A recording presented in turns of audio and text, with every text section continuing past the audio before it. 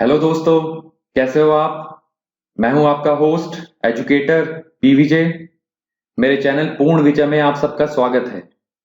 दोस्तों, corona virus की वजह से हम सब ऐसे दौर में आ गए हैं जहां पर्सनल हाइजीन और सोशल डिस्टेंसिंग बहुत जरूरी हो गए हैं।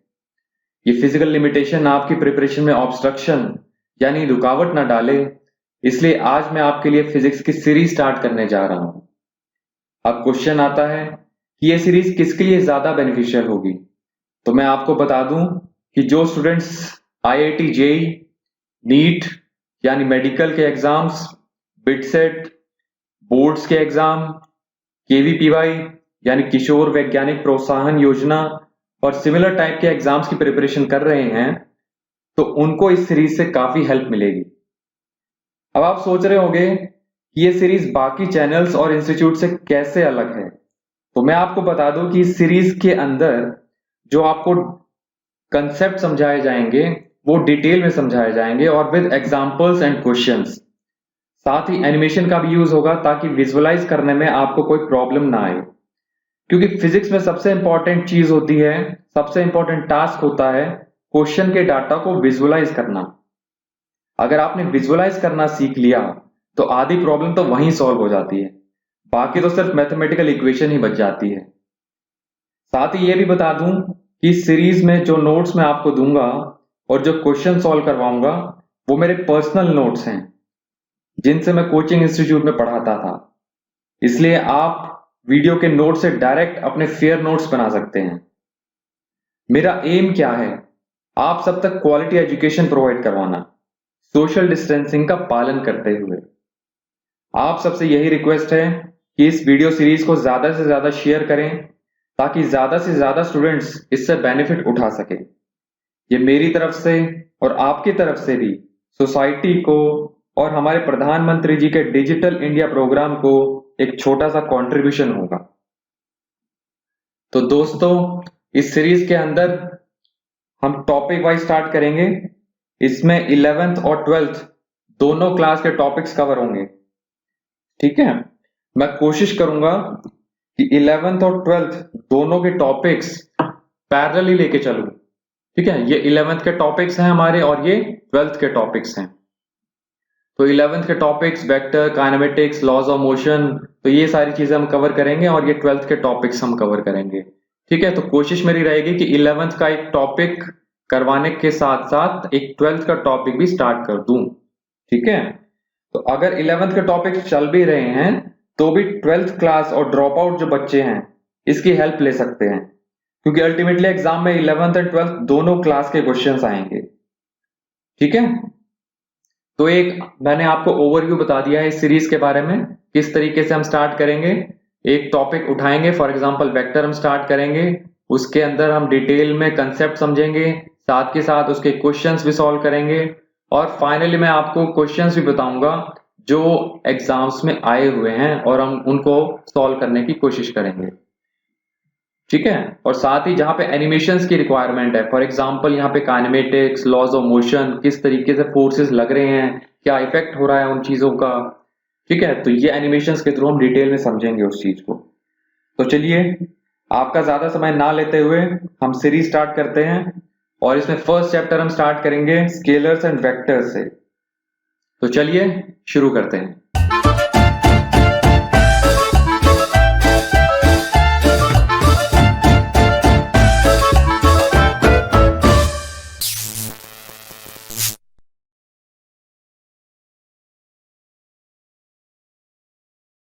हेलो दोस्तों, कैसे हो आप।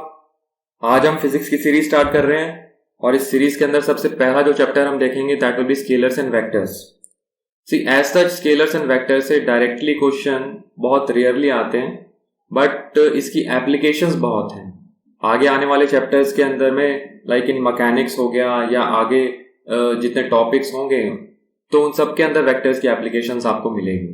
तो अगर वेक्टर्स का बेस आपका स्ट्रांग है तो आप आगे जो क्वेश्चंस होंगे उनको इजीली सॉल्व कर सकते हैं और फास्टली सॉल्व कर सकते हैं उसको। ठीक है, तो ज्यादा टाइम ना लेते हुए हम चैप्टर स्टार्ट कर रहे हैं, स्केलर्स एंड वेक्टर्स। आप ऑलरेडी ये पढ़ चुके हैं, अपने प्रीवियस क्लासेस के अंदर में, तो आपको एक बेस पता होगा मोटा मोटा कि हाँ स्केलर क्वांटिटी क्या होती है, वेक्टर क्वांटिटी क्या होती है। बट फिर भी मैं आपको ओवरव्यू दे देता हूँ इन क्वांटिटीज का क्या क्या होती हैं ये। तो स्केलर क्वांटिटी कौन सी क्वांटिटी होती है?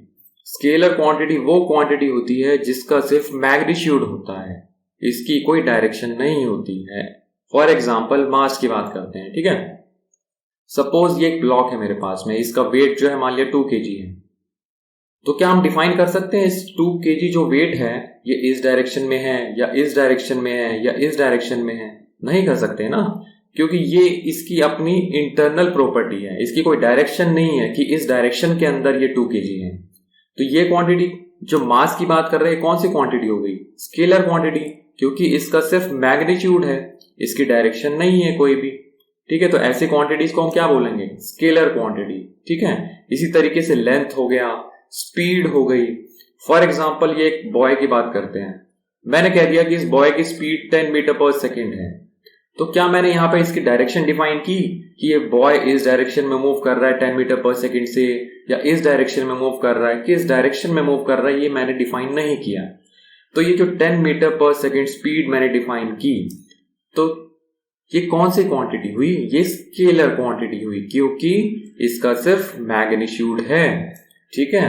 तो ऐसी क्वांटिटीज को हम क्या बोलेंगे? Scalar quantity. सेकंड क्या बोल रहा है? It obeys algebraic law of addition. तो सिंपली ऐसी क्वांटिटीज को हम क्या कर सकते हैं, जिस तरह हम रफली नहीं कह सकते 2 + 2 कितना होता है? 4। तो ये स्केलर क्वांटिटी को हम डायरेक्टली ऐड कर सकते हैं, क्योंकि इसकी कोई डायरेक्शन तो है नहीं। तो सिंपली हम क्या कर सकते हैं, अलजेब्रा का जो लॉ हम अप्लाई करते हैं उसी तरीके से इन क्वांटिटीज को हम ऐड कर सकते हैं। फॉर एग्जाम्पल एक ब्लॉक है मान लिया 2 kg का, एक और ब्लॉक है मान लिया 4 kg का।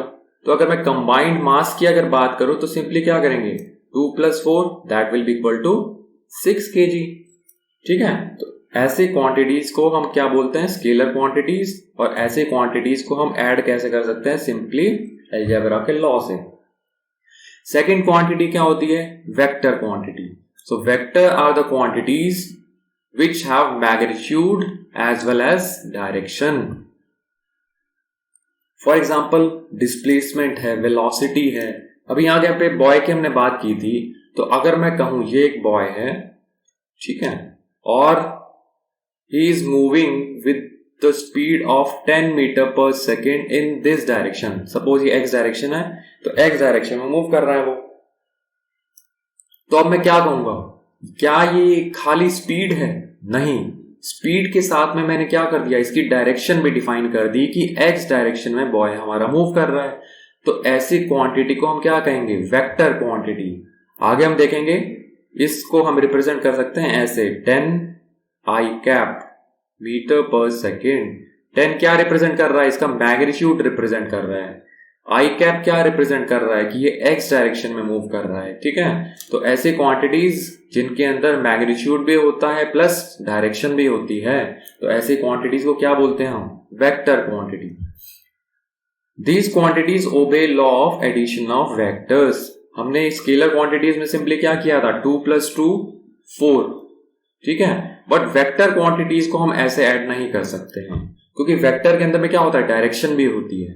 तो सपोज ये बॉय 10 मीटर पर सेकेंड से इधर मूव कर रहा है, सपोज एक एडिशनल वेलोसिटी मैंने इसको इस डायरेक्शन में दे दी, तो दोनों की डायरेक्शन अलग अलग है। तो सिंपली हम 2 + 2 4 नहीं कर सकते यहाँ पे, ठीक है। एडिशन ऑफ वेक्टर्स के लॉज हम देखेंगे बाद में, बट अभी आप इतना ही समझ लो कि vector quantities can not be added by simple algebra law, they can be added by the law of addition of vectors.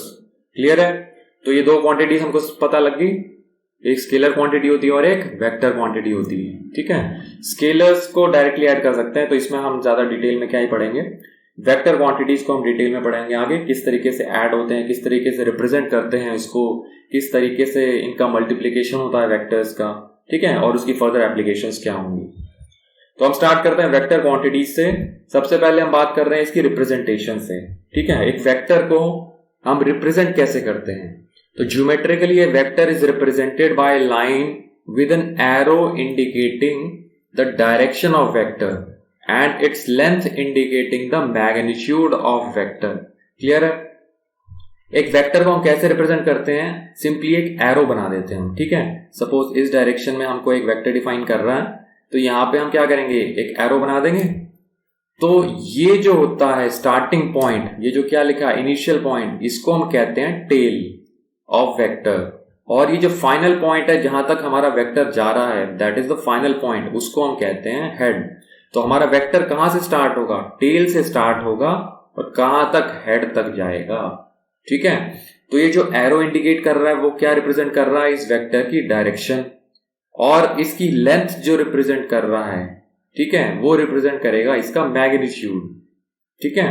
तो जितनी ज्यादा लंबी लेंथ होगी उतना ही ज्यादा उस वेक्टर का मैग्नीट्यूड होगा।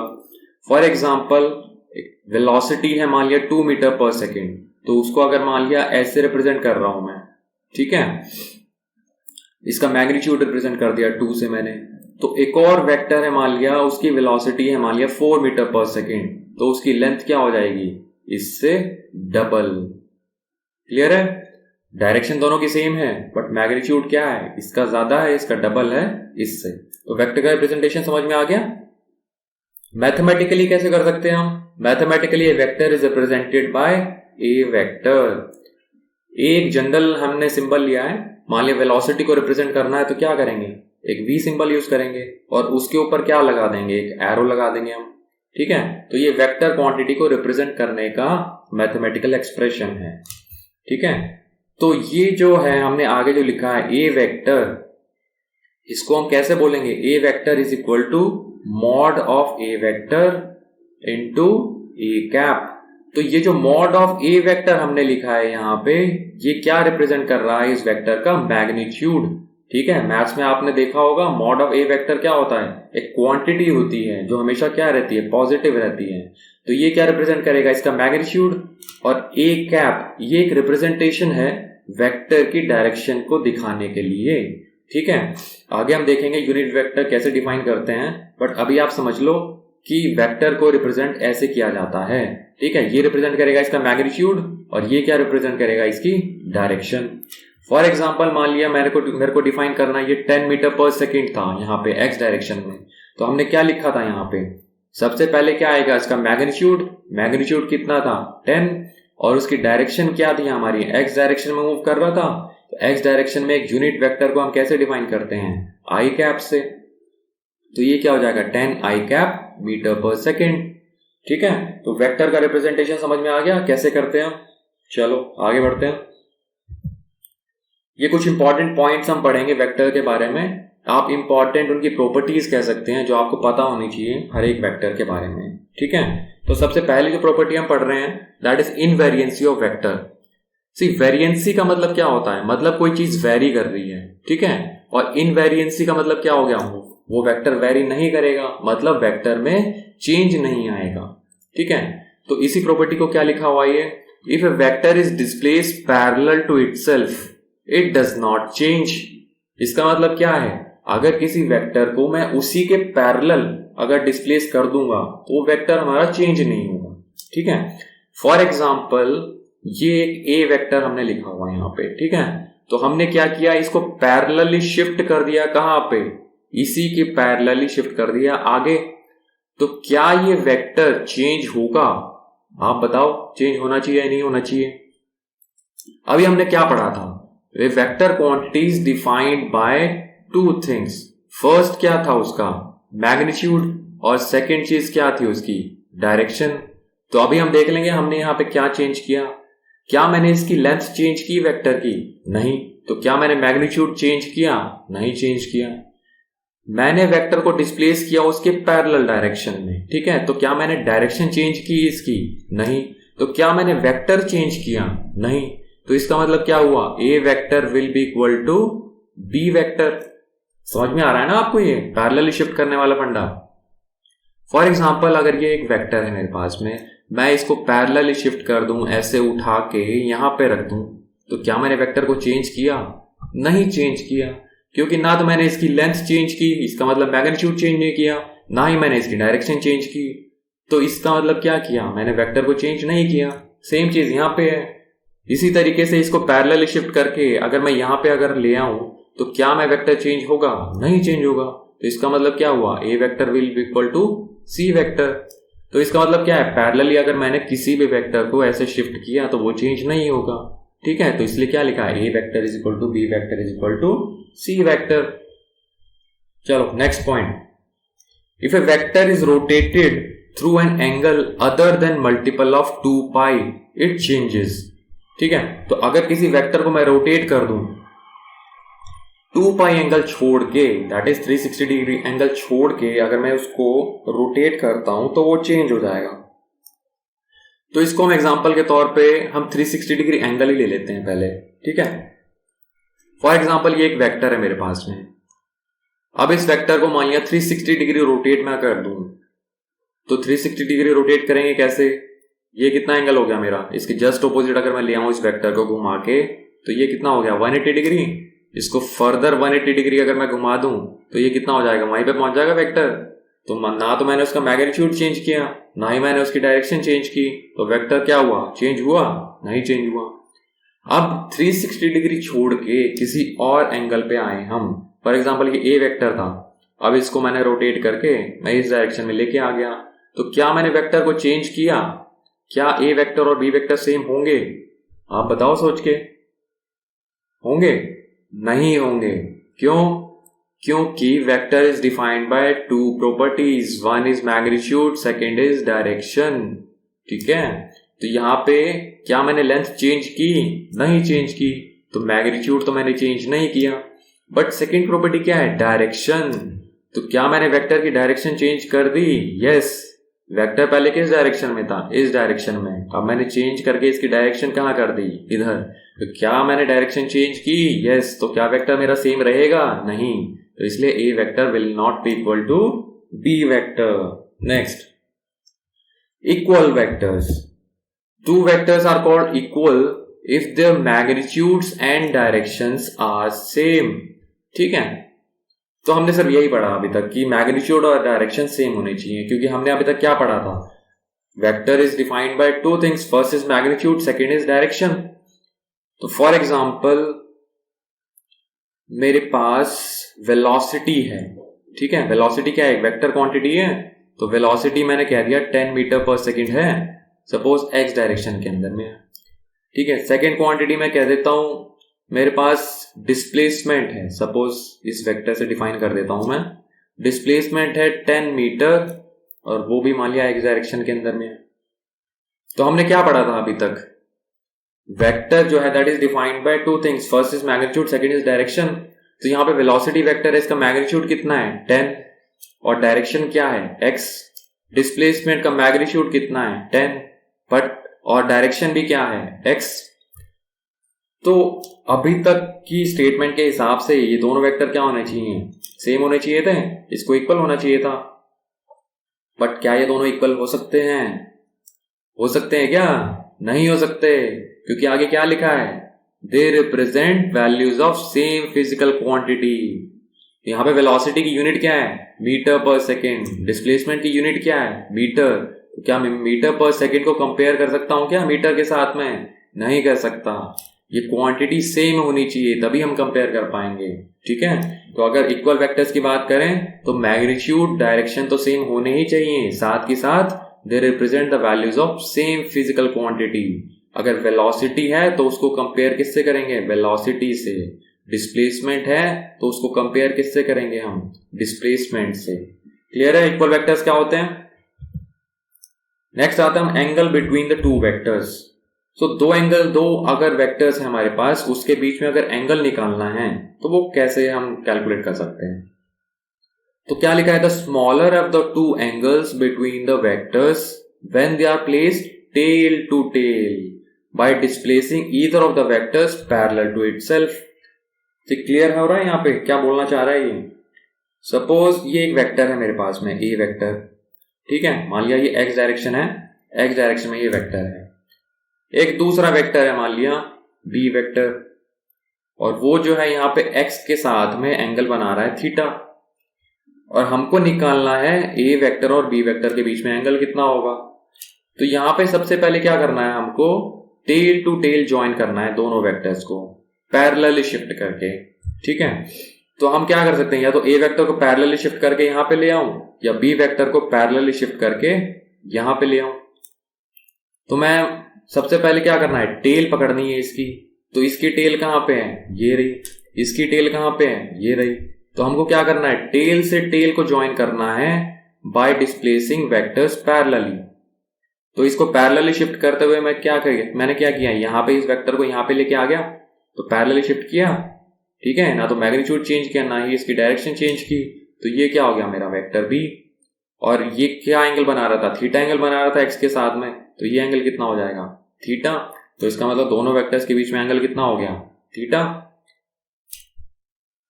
तो दोनों वेक्टर्स के बीच में एंगल थीटा हम कह रहे हैं, क्यों, क्योंकि यहां पे देखो smaller of the two angles बोल रहा है। एक एंगल तो ये बन रहा है यहां पे, ठीक है, और एक एंगल ये लार्जर वाला एंगल भी बन रहा है। तो दोनों वेक्टर्स के बीच में जो एंगल हम स्टैंडर्ड के हिसाब से जो डिफाइन करते हैं वो स्मॉलर एंगल होगा, ये वाला थीटा, ना कि ये बड़े वाला एंगल। क्लियर है।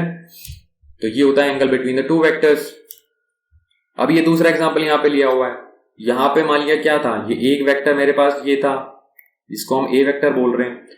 दूसरा वेक्टर मेरे पास क्या था, ये बी वेक्टर मैंने बोल दिया। तो हमको क्या करना है, हमको दोनों वेक्टर्स के बीच में एंगल निकालना है। तो दोनों वेक्टर्स के बीच में एंगल निकालने के लिए क्या करेंगे, हम इस वेक्टर को शिफ्ट कर देंगे। तो इस वेक्टर को शिफ्ट करते हुए हमने क्या किया, यहां पे इसको लेके आ गए, ठीक है, पैरेलली शिफ्ट कर दिया ना, ये वेक्टर था, इस वेक्टर को पैरेलली शिफ्ट करके यहां पे लेके आ गए हम, ये ए वेक्टर बन गया, ताकि ए वेक्टर की टेल और बी वेक्टर की टेल दोनों हम ज्वाइन कर पाए। अब दोनों वेक्टर्स के बीच में दो एंगल बन रहे हैं, एक ये वाला एंगल और एक ये वाला एंगल। तो दोनों वेक्टर्स के बीच में एंगल कौन सा होगा, स्मॉलर या लार्जर, स्मॉलर, करेक्ट। तो ये वाला एंगल जो होगा that will be the angle between two vectors. Clear है यहां तक। सबसे पहली प्रॉपर्टी क्या थी, इनवेरिएंसी। सेकेंड, रोटेट करेंगे तो चेंज हो जाएगा 360 डिग्री छोड़ के। Third was equal vectors and fourth was angle between two vectors. Next, फिर आते हैं हम नेगेटिव ऑफ ए वेक्टर। अगर किसी वेक्टर का नेगेटिव हमको डिफाइन करना है तो वो कैसे करेंगे। See, if two vectors are equal in magnitude and opposite in direction then one is said to be negative of the other. For example, ये एक A वेक्टर है मेरे पास में, ठीक है। तो अगर इसका नेगेटिव डिफाइन करना है तो हमको क्या करना पड़ेगा, माइनस ऑफ A वेक्टर बनाना पड़ेगा। अब ये माइनस ऑफ A वेक्टर कैसे बनेगा, मैग्नीट्यूड तो सेम है, क्योंकि A वेक्टर का मैग्नीट्यूड क्या होगा, मॉड ऑफ A वेक्टर। तो वो तो मैंने चेंज नहीं किया, बट नेगेटिव लगा दिया। नेगेटिव लगाने का क्या मतलब है, वेक्टर जस्ट ओपोजिट हो जाएगा। अगर ये वेक्टर इस डायरेक्शन में है तो नेगेटिव मतलब उसका जस्ट ओपोजिट 180 डिग्री, ठीक है। तो ए वेक्टर इसको जस्ट ओपोजिट अगर मैं कर दूं इस डायरेक्शन में तो ये क्या हो जाएगा, माइनस ऑफ ए वेक्टर। तो इसका मतलब क्या है, this vector is the negative of this vector. Clear है। नेक्स्ट, अब हम आते हैं नल वेक्टर और जीरो वेक्टर के ऊपर, ठीक है। A vector having zero magnitude and indeterminate direction, ठीक है। सी, एज सच कोई जीरो वेक्टर का कोई मतलब नहीं है। क्यों मतलब नहीं है, क्योंकि क्वांटिटी क्या है मेरे पास में, जीरो है, मैग्नीट्यूड जीरो है, कोई दिक्कत वाली बात नहीं है। बट वेक्टर अगर जीरो है इसका मतलब क्या है, उसकी डायरेक्शन क्या डिफाइन हो पाएगी। मैं कह रहा हूं कि इस डायरेक्शन में क्वांटिटी जीरो है, तो क्या उसका कोई मतलब होगा, नहीं होगा, क्योंकि जीरो की कोई डायरेक्शन होगी नहीं होगी। तो इसलिए क्या लिखा है, vector having zero magnitude and indeterminate direction. Indeterminate direction क्योंकि इसकी डायरेक्शन हम डिटरमाइन ही नहीं कर सकते हैं, ठीक है। तो नल वेक्टर और जीरो वेक्टर को डिफाइन क्यों कर रहे हैं हम, जब उसकी डायरेक्शन डिटरमाइन नहीं कर सकते हैं। तो क्या लिखा है, this concept is hypothetical concept है ये, ठीक है, and is introduce only to explain mathematical results. For example, हमने ऊपर क्या देखा था, negative of A vector. Suppose ये एक ए वेक्टर है, इसमें से अगर मैं माइनस कर दूं ए वेक्टर को तो कुछ रिजल्ट तो आना चाहिए ना इसका। तो क्या रिजल्ट आना चाहिए, जीरो आना चाहिए। बट जीरो को हम एज सच डिफाइन नहीं कर सकते इसके अंदर में, वेक्टर के अंदर में। तो उसको एक्सप्रेशन को डिफाइन करने के लिए हमने एक क्वांटिटी डिफाइन कर दी, that is zero vector. As such कोई मीनिंग नहीं है इस चीज का, बस ये मैथमेटिकल एक्सप्रेशन जो है हमारा वो फुलफिल हो जाए, ठीक है, उसको हम एक्सप्लेन कर पाए, इसलिए ये क्वांटिटी हमने डिफाइन की है, ठीक है। तो इसको हम क्या कहते हैं, जीरो वेक्टर या फिर नल वेक्टर। क्लियर है यहां तक? चलो नेक्स्ट हम आते हैं यूनिट वेक्टर के ऊपर। यूनिट का मतलब क्या होता है, यूनिट मतलब सिंगल होता है, ठीक है। तो vector having a unit magnitude, unit का मतलब क्या होता है, 1, ठीक है। तो जिस क्वांटिटी का, जिस वेक्टर का मैग्नीट्यूड 1 हो, ऐसे वेक्टर को हम क्या कहते हैं, यूनिट वेक्टर। क्लियर है? तो यहां पे देखो हमने एक्सप्रेशन डिफाइन किया था पहले, A vector is equal to mod of A vector into A cap. तो ये क्या था, इसका मैग्नीट्यूड। क्लियर है? और ए कैप जो है that is a unit vector defined in the direction of A vector.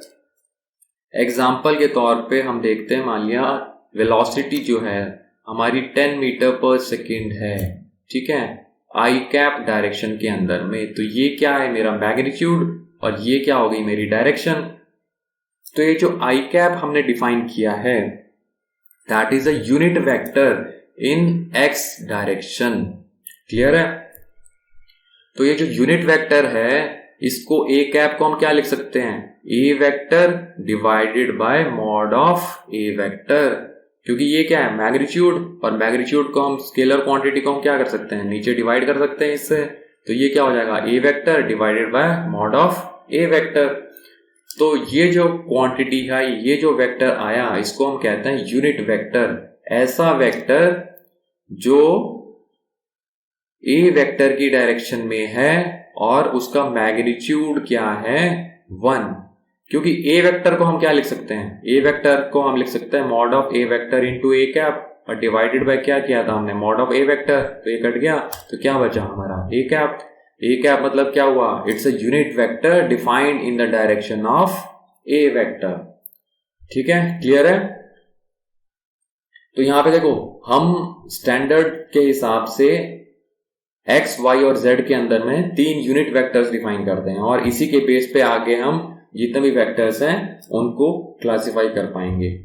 तो यहां पे unit vectors along the positive X, positive Y and positive Z axis are denoted by, इसको हम क्या बोलेंगे, आई कैप।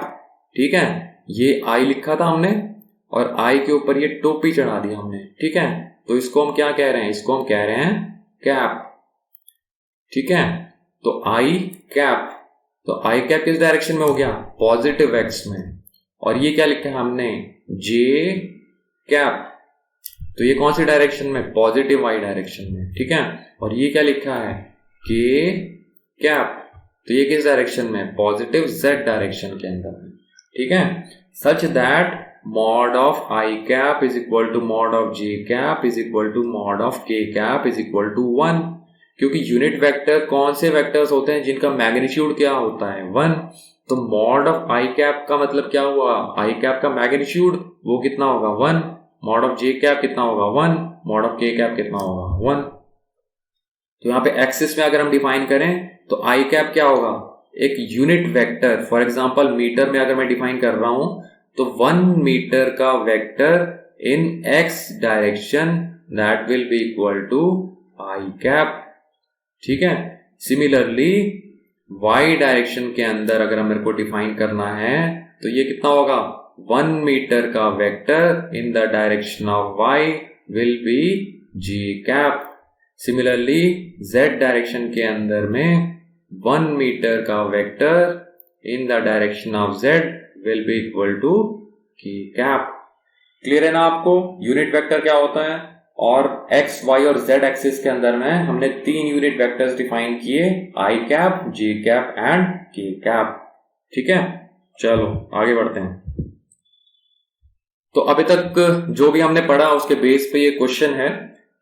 तो पहले मैं आपको बता देता हूं किस तरीके से सॉल्व करते हैं क्वेश्चंस को, उसके बाद आप फर्दर क्वेश्चन को सॉल्व करना। तो यहाँ पे क्वेश्चन क्या है हमारे पास में, 3 vectors A, B, C are shown in the figure. ठीक है, ये एक A वेक्टर दिया हुआ है, ये B वेक्टर, ये C वेक्टर, और ये X एक्सिस दिया हुआ है। X एक्सिस के साथ में एंगल बनाया हुआ है इसने 45 डिग्री, 30 डिग्री एंड 30 डिग्री। ठीक है, ये पॉजिटिव में है और ये नेगेटिव में है, दोनों angles. So we have to find the angle between A vector and B vector, B vector and C vector, A vector and C vector. तो हमको वेक्टर्स के बीच में एंगल निकालना है, ठीक है। तो हमने क्या पढ़ा था, angle between the two vectors, उसको निकालने के लिए क्या करना है, सबसे पहले हमको बताओ। सबसे पहले इसकी पूंछ पकड़नी है। पूंछ मतलब क्या हो गया, टेल। तो ए वेक्टर की टेल कहाँ पे है, यहाँ पे। बी वेक्टर की टेल कहाँ पे है, यहाँ पे। तो सबसे पहला पार्ट हम सॉल्व करते हैं। तो हमको क्या करना पड़ेगा, हमको टेल टू टेल दोनों को ज्वाइन करना है, बट पैरेलली शिफ्ट करते हुए, ठीक है। तो अगर ये एक्स एक्सिस है मेरा, तो बी वेक्टर कहाँ पे है, इधर, ठीक है। और ये एंगल कितना बनाया हुआ है, 30 डिग्री। अब मेरे को इसको पैरेलली शिफ्ट करना है, कहाँ पे, इधर, ठीक है। तो पैरेलली शिफ्ट करते हुए मैंने क्या किया, इसको यहाँ पे लेके आ गया। तो ये कौन सा वेक्टर है मेरे पास, ए वेक्टर, और एक्स के साथ में एंगल कितना बना रहा है, ये 30 डिग्री। हो गया सॉल्व। दोनों वेक्टर्स के बीच में एंगल निकालना था, मैंने टेल टू टेल ज्वाइन कर लिया। और यहाँ पे देखो फिर से दो एंगल बन रहे हैं, एक ये एंगल बन रहा है और एक ये वाला एंगल बन रहा है। तो दोनों वेक्टर्स के बीच में एंगल कौन सा होगा, smaller of the two angle. तो इसका मतलब ये वाला एंगल। तो 30 डिग्री प्लस 30 डिग्री, तो आंसर कितना हो जाएगा हमारा, 60 डिग्री, ठीक है। अब सेकंड पार्ट, बी और सी वेक्टर के बीच में हमको निकालना है, ठीक है। तो आप सॉल्व करो, कितना एंगल निकल के आएगा बी वेक्टर और सी वेक्टर के बीच में। इतने मैं आपको शॉर्टकट बता देता हूं इसका, तीनों पार्ट एक साथ सॉल्व करने के लिए। क्योंकि हमको ए बी, बी और सी और ए और सी के बीच में एंगल निकालना है, तो हम क्या कर सकते हैं, तीनों वेक्टर्स को एक साथ ही ड्रॉ कर लेते हैं हम ग्राफ के अंदर में। तो यहां पे ये मान लिया हमारे पास क्या है, ये एक्स एक्सिस हो गई, ये हमारा क्या था, ए वेक्टर,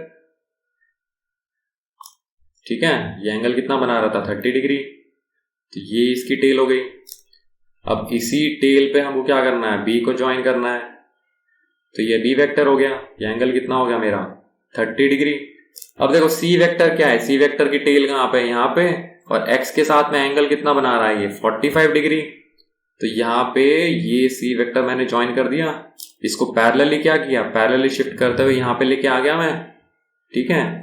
और ये एक्स के साथ में एंगल कितना बना रहा है, 45 डिग्री। तो ये टोटल एंगल कितना हो जाएगा, 45 डिग्री। और ये वाला जो एंगल है ये कितना हो जाएगा, 45 माइनस 30, 15 डिग्री। हो गया सॉल्व। सेकंड पार्ट क्या था, बी और सी के बीच में एंगल कितना है, तो ये है बी वेक्टर और ये सी वेक्टर।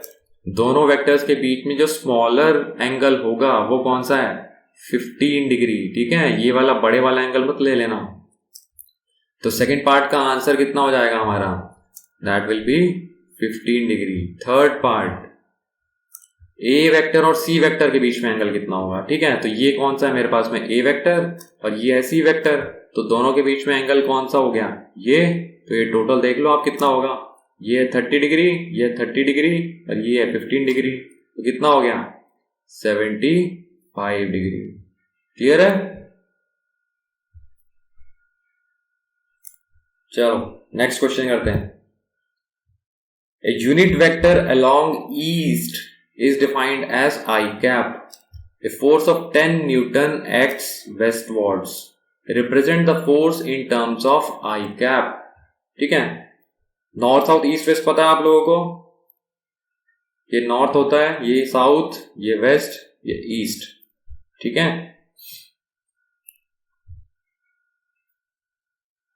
तो ये एक्स डायरेक्शन। तो यहां पे क्या बोला है, unit vector along east is defined as I cap. इसका मतलब क्या है, ईस्ट डायरेक्शन कौन सी हुई, ये वाली हमारी, ठीक है। मतलब एक्स डायरेक्शन के अंदर में यूनिट वेक्टर को वो आई कैप को वो बोल रहा है।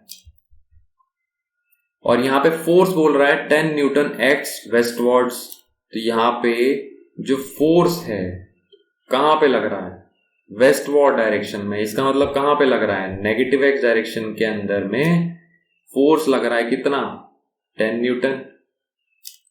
तो हमको फोर्स को रिप्रेजेंट करना है in terms of I cap.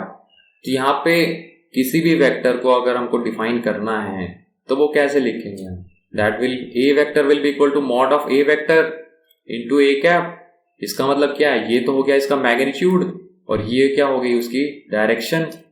ठीक है, तो हमको फोर्स को रिप्रेजेंट करना है तो क्या लिखेंगे हम, एफ फोर्स से एफ डिनोट करते हैं और इसके ऊपर क्या लगा देंगे, एक एरो।